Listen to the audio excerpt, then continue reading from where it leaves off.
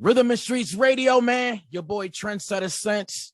I got a special one tonight. R&B sensation. I mean, you know, she got this song. You might have heard of it. It goes hours and hours and hours and hours. Money Long. Yeah. What's up? How you feeling? First of all, congratulations. Super hit record. You know, it's the R&B anthem. Let me ask you a question. Did you know when you put that song together, did you know you had a hit record? No, I just knew I liked it, and all my friends liked it a lot. Just like that. Mm-hmm. And because any song that I've had that did well, I had a lot of fun making it, and I really just liked it. Like it, you know, I enjoyed it. I never got tired of it. You didn't even. It's like you didn't even care what was going to happen. Exactly, because I didn't put any effort. I wasn't trying to make a hit. I just like spoke from my heart and had fun while I was doing it. Money Long is in the building. Also, congratulations. You just performed Jimmy Fallon Tonight Show the other day.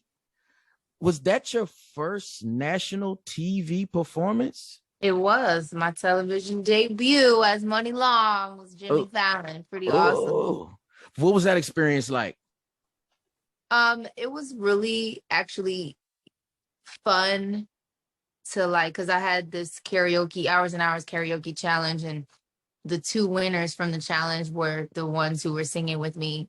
I didn't just want to do something like basic, like, you know, give them money or invite them to a show, or like I actually wanted to, because I could have had them sing with me at a show, but I wanted to do something that was like actually would be impactful.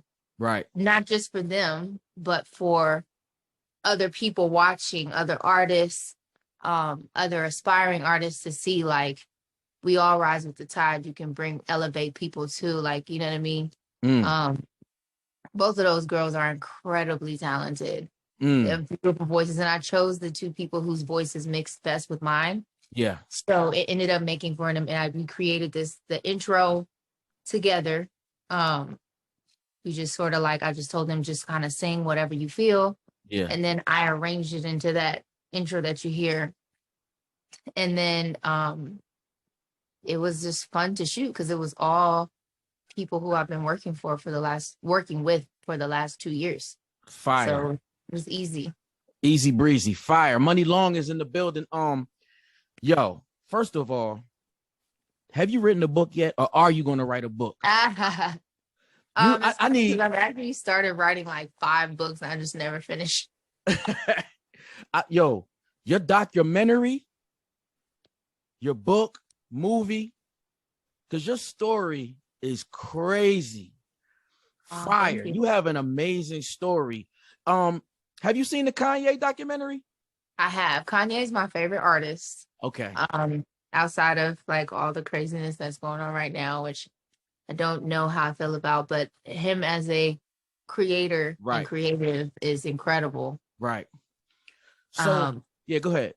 No, the documentary was just super moving. Like a lot of it was like, wow, you know, like I understand why he is the way he is, because a lot of people just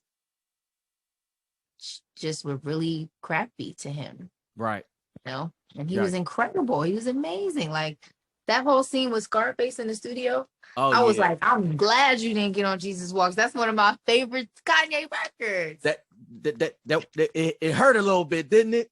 Yeah, he was like, go to the next one. I was like, oh. No, Jesus Walks. I know.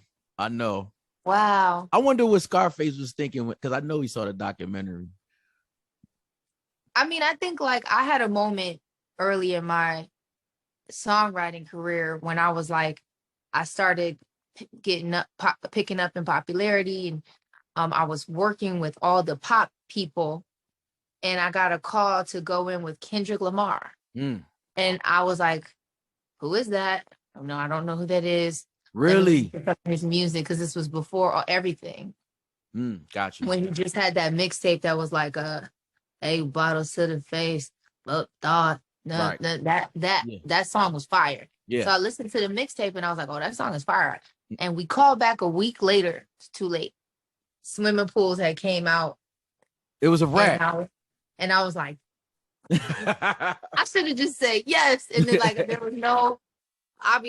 was no way for me to know that beforehand, and there was no way for me to predict that he would become so iconic so quickly. Right. I just didn't have proper judgment in the moment. Right. Like I was just like so busy with everything that I was doing. So I don't get upset with people who didn't see it. For me, I understand why Kanye is the way that he is, but I think there's a certain amount of compassion that says sometimes people just be caught up in their own world and their own problems, their own BS. Right. You know, they don't have the capacity to help you, even if they want to.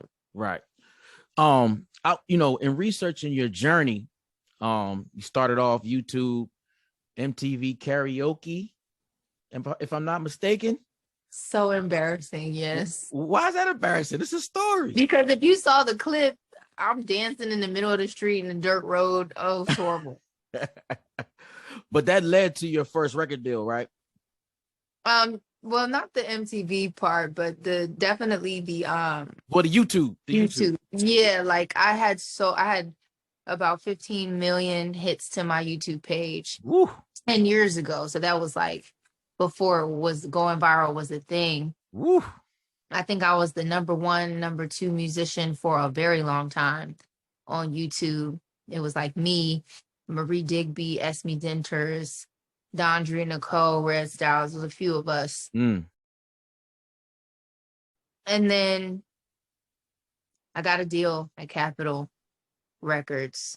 We put out an EP with like half of it was songs that I had done on YouTube that had had at least 1 million hits per video, and had a song that went to top 40 radio that was like literally Katy Perry Hot and Cold 2.0. And at the time, I just didn't know that I had a choice, that I could be like, nah, I think I want to do this. I just thought that, let me do what these people say, Yeah. Which, I learned in hindsight was not the best route for me to take, but all roads led to here. So are you saying like which road is not the best? You talking about being the songwriting, or? No, just like not having a voice and allowing other people to dictate what you're doing. Okay. Like you always have to stay true, but I think you have to know that you have a choice.